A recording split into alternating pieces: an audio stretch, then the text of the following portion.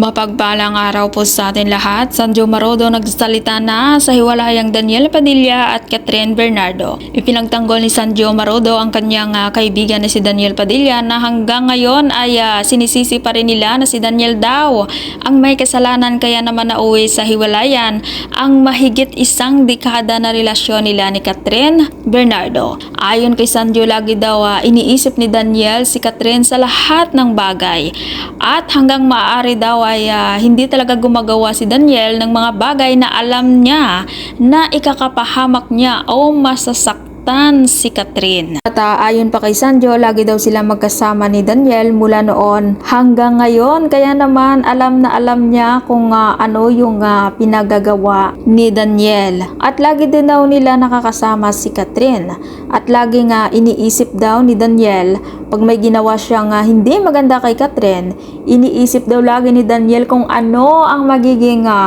epekto nito kay Catherine. At hindi niya daw nakita na nag-aaway si Daniel at Catherine noon at nagmamahalan daw ang dalawa. Pero ganun pa man, may mga bagay at relasyon na nakakalungkot na laging nagtatapos. At kung ikaw hindi pa nakasubscribe ng aking channel, mag-subscribe ka na sa aking channel, Ives Kivilasco. Maraming salamat at mapagpalang araw po sa ating lahat.